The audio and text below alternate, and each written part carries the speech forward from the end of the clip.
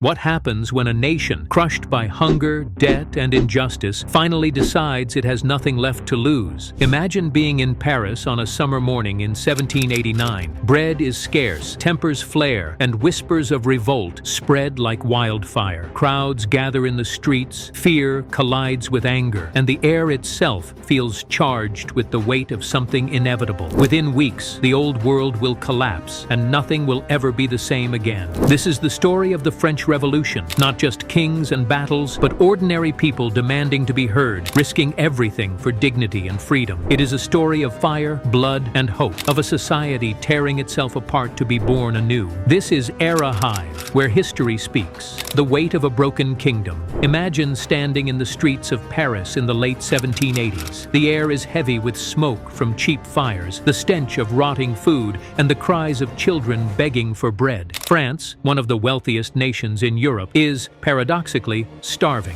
In grand palaces, nobles dance under glittering chandeliers. In the countryside, peasants scrape the earth for grain, knowing most of it will be taken in taxes before their families can eat. The kingdom is built on a rigid system called the Ancien Régime. 3 estates, 3 worlds, 3 levels of privilege. At the top, the first estate, the Catholic clergy. They are fewer than 1% of the population, yet they own vast lands and pay almost no taxes. Next comes the second estate, the nobles, old families who can trace their lineage back centuries, who live off rents and privileges, who hunt in forests while peasants toil. Together, these 2 groups live sheltered lives, immune to the crushing burdens of taxation. And then, the third estate, 98% of the people, merchants, lawyers, craftsmen, and at the bottom, over 20 million peasants who bear the weight of the kingdom's debts. They are taxed by the king, taxed by the nobles, taxed by the church. They pay dues to use ovens, mills, or even to marry. In good years, they survive.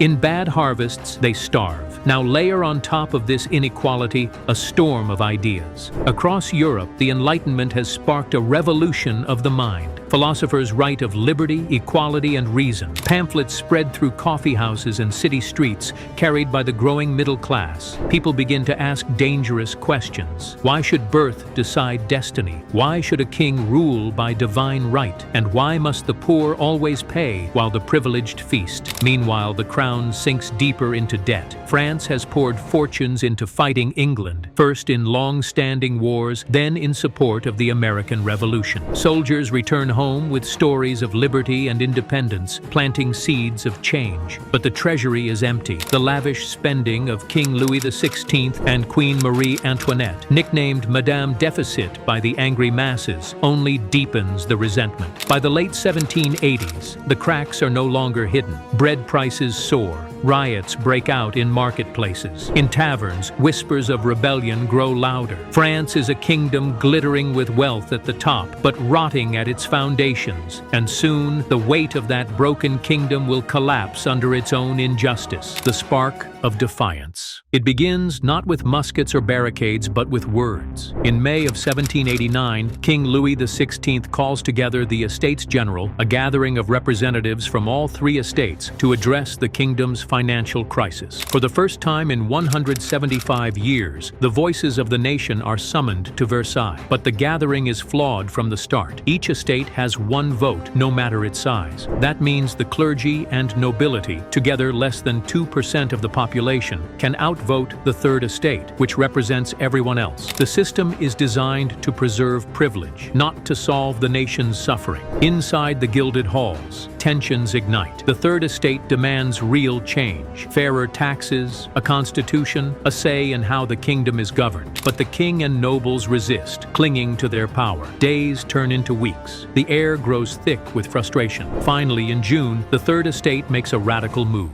Declaring themselves the National Assembly, they claim to speak for the people of France. Locked out of their usual meeting hall, they gather in a nearby indoor tennis court. There, under flickering torchlight, hundreds of delegates delegates raise their hands and swear an oath. They will not disband until France has a new constitution. This moment, the tennis court oath is defiance made flesh. For the first time, authority does not flow downward from the king. It rises upward from the people themselves. News spreads like wildfire. In Paris, pamphlets carry the words of fiery voices like Mirabeau and Abbé Sieyès, who famously asks, "What is the third estate?" Everything. What has it been until now? Nothing. What does it demand to become something? The king wavers. First he orders resistance, then he tries compromise, but the tide has turned. When reformer Jacques Necker, the finance minister popular with the people, is dismissed in July, the city explodes with fury. Crowds fill the streets, convinced that tyranny is tightening its grip. The spark has been struck, and in a matter of days, it will ignite into a fire that cannot be contained. The day the Bastille fell, Paris, July 14, 1789. The summer heat clings to the city like a fever. Bread is scarce, anger is everywhere, and rumors run through the streets. The king is sending troops to crush the people's movement. Soldiers march at the city's edges, and panic spreads. If tyranny descends, Parisians know they must defend themselves. But defense requires weapons. Crowds storm the Hôtel des Invalides, seizing thousands of muskets. Yet guns alone are not enough. They need gunpowder, and gunpowder lies in one place: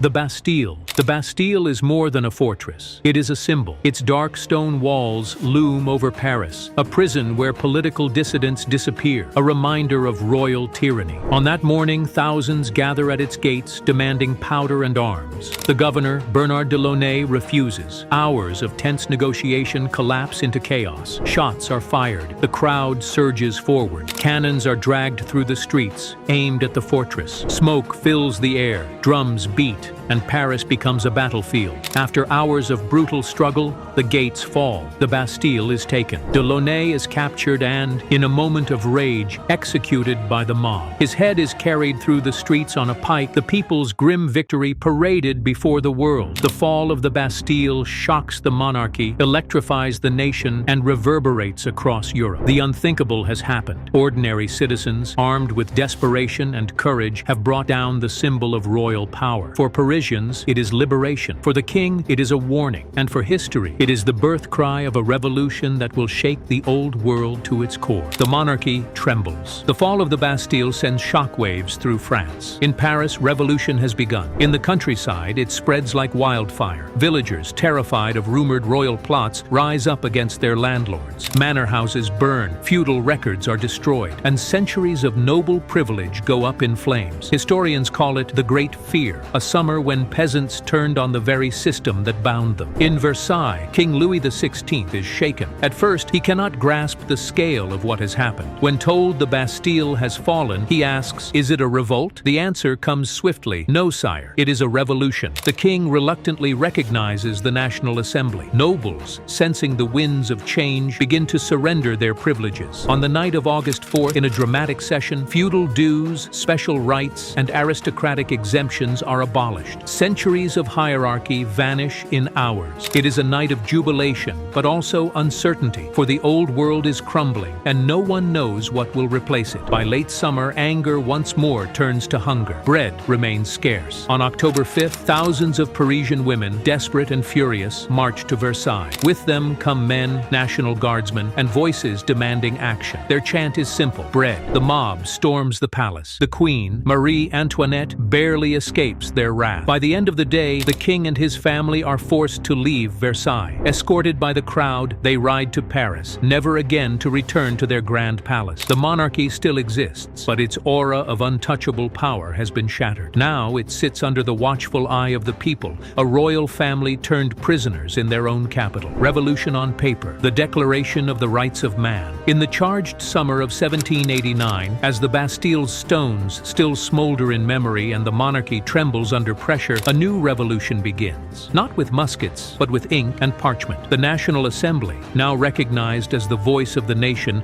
seeks to give form to the chaos. What, after all, is this new France they are fighting for? The answer takes shape in a bold declaration that will echo through the centuries. The Declaration of the Rights of Man and of the Citizen. Drafted in August, the document is breathtaking in its simplicity and audacity. Men are born and remain free and equal in rights. With these Louis's words, France strikes at the very heart of monarchy, aristocracy, and privilege. Rights are no longer gifts from a king. They are natural, universal, undeniable. It proclaims freedom of speech, equality before the law, protection of property, and the sovereignty of the people. Power, it declares, comes not from divine right, but from the nation itself. The declaration spreads like wildfire. In pamphlets, in taverns, in marketplaces, citizens read and argue its meaning. For many, it is a promise of a brighter future. For others, especially nobles and monarchs across Europe, it is a terrifying contagion, the idea that ordinary people can rewrite the order of the world. But even as this vision is celebrated, contradictions linger. Women, slaves in the colonies, and the poor remain excluded from its promises. Voices like Olympe de Gouges will rise, demanding that liberty be truly universal. For now, though, France has set its course. A kingdom is becoming a nation. The pen has proven as mighty as the sword, and the revolution, once a cry for bread, is now also a cry for rights. Here we go. The revolution now closes in on the crown itself, the king in chains. By 1791, the revolution has torn down old privileges, declared new rights, and forced the monarchy to Paris. But Louis XVI remains uneasy, a king without a throne, watched by his own people. To him, compromise feels like humiliation. To the radicals, his hesitation smells of betrayal. Whispers spread.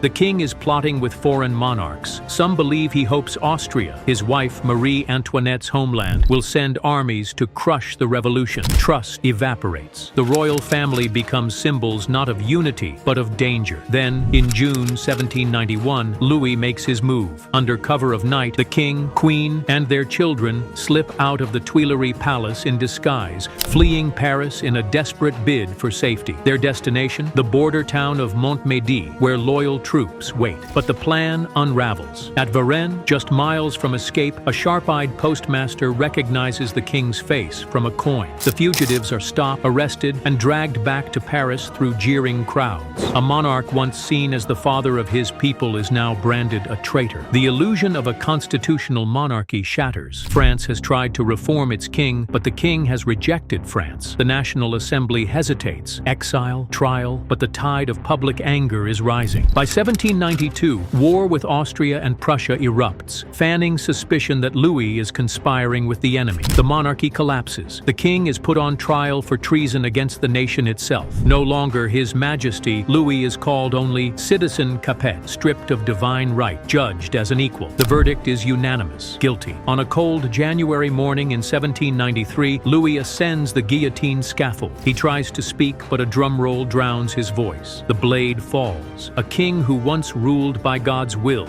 now dies by the people's will. For the first time in history, a reigning European monarch has been executed by his own subject. The shockwave spreads through every palace in Europe. France has crossed the point of no return. The terror unleashed. The king's blood has barely dried on the scaffold when France finds itself surrounded by enemies. Austria, Prussia, Britain, Spain, monarchies unite, determined to crush the revolution before its ideas spread further. Inside France, rebellion simmers. Royalists rise in the Vendée countryside. Food grows scarcer. Inflation devours wages. Paris itself seethes with suspicion. The revolution is at war not only with the world, but with itself. Amid this storm, a new body seizes power, the Committee of Public Safety, led by Maximilien Robespierre. To its defenders, it is the shield of the Republic, the guardian of liberty. To its enemies, it soon becomes the face of fear. The guillotine, once a symbol of justice, now becomes an engine of terror. Each day, carts rattle through Paris carrying the condemned. Nobles, priests, generals, even revolutionaries who dare question the leaders all meet the same fate beneath the blade.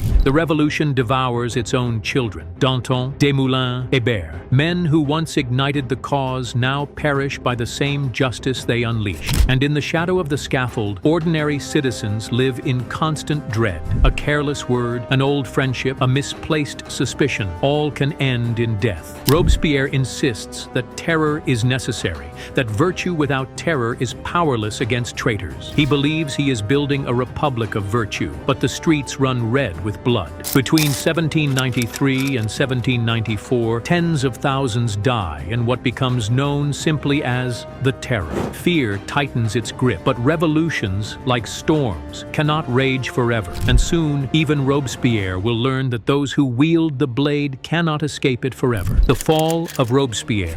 By mid-1794, the guillotine has become the daily heartbeat of Paris. But behind the fear, whispers grow louder. Has Robespierre gone too far? Once hailed as the incorruptible defender of liberty, Robespierre now looks more like a dictator cloaked in virtue. He speaks of purifying the republic, of rooting out every last traitor. But who decides who is pure? Who decides who must die? His enemies multiply. In the convention, deputies fear they will be next. In the streets, Parisians tire of blood and ration lines. Even within the Committee of Public Safety, once his loyal allies now plot in silence. On July 26th, Robespierre makes a fateful mistake. He delivers a thunderous speech hinting that new traitors lurk within the assembly, but refuses to name them. Panic spreads. Every man fears the finger will soon point at him. The next day, July 27th, known as 9th Thermidor, the convention strikes first. Robespierre is denounced as a tyrant. His voice is drowned out by cries of "Down with the tyrant." Soldiers storm the chamber. He flees, but by nightfall, Robespierre and his allies are arrested. Dragged to the guillotine without trial, he faces the very fate he had dealt to thousands. His jaw shattered from a failed suicide attempt, he cannot speak. The blade falls, ending the rule of the revolution's most feared leader. With his death, the terror collapses. The crowds do not cheer as before. Paris breathes a weary sigh. Relief, exhaustion, and uncertainty. The revolution has devoured its fiercest guardian. But what will rise from its ashes? Napoleon's rise. The fall of Robespierre leaves France adrift. The terror is over, but so is unity. A new government, the Directory, takes control, promising stability, yet plagued by corruption, infighting, and weakness. Inflation continues. Bread is still scarce. Ordinary citizens feel betrayed. Amid the uncertainty, one figure begins to rise from the smoke of battlefields. A young Corsican artillery officer named Napoleon Bonaparte. Brilliant, ambitious, and utterly relentless, he wins victories that few thought possible. At Toulon, at Arcole, at Rivoli, he outmaneuvers larger armies, securing not just battles, but glory. To a weary France, Napoleon is more than a general. He is a symbol of hope, of order, of destiny. Crowds cheer his return from Italy. Newspapers praise his genius. Soldiers adore him. But Napoleon is no mere servant of the Republic. He sees its weaknesses, the fragility of its leaders. And in 1799, as the Directory collapses under its own failures, Napoleon seizes the moment. With soldiers at his back, he stages a coup, sweeping aside the old government. In its place, he creates the consulate, with himself as first consul. In theory, he has restored the revolution. In truth, he has placed France in his own hands. The ideals of liberty, equality, and fraternity are not gone, but they are reshaped under the will of one man. And soon, Napoleon will crown himself not just a leader of France, but its emperor. The revolution that began with cries for bread now finds its conclusion in the march of armies across Europe. Legacy of the revolution. The storm has passed, but its echoes never fade. The French Revolution reshaped not just a nation, but the world. It began with hunger and hope, with ordinary people daring to believe that kings could fall and citizens could rise. It tore down centuries of monarchy, privilege, and unquestioned authority. It lit a fire of liberty that spread far beyond France, to Europe, to the Americas, to every place where people longed for freedom. Yet its legacy is not simple. For every declaration of rights, there was a reign of terror. For every cry of liberty, there was a battlefield soaked in blood. It proved that revolutions are not tidy stories. They are human, filled with courage, fear, cruelty, and vision. Napoleon carried its energy across Europe, spreading the code that enshrined equality before the law. But he also crowned himself emperor, reminding the world that revolutions can trade one form of power for another. And yet, when we look back, the revolution changed what people believed was possible. No king, no empire, no system of privilege would ever again feel unshakable. The idea that ordinary people could rise, demand rights, and remake their world had been born. Even today, its questions linger. How much freedom is worth the cost of order? How far should equality go? And can justice survive when fear takes its place? The French Revolution did not answer these questions once and for all, but it gave them to us forever. This is Erahive, where history speaks. If this story moved you, if you felt the echoes of the past reach into the present, remember to like, share, and subscribe. Because history is not just something we study, it is something we carry, and together we keep it alive.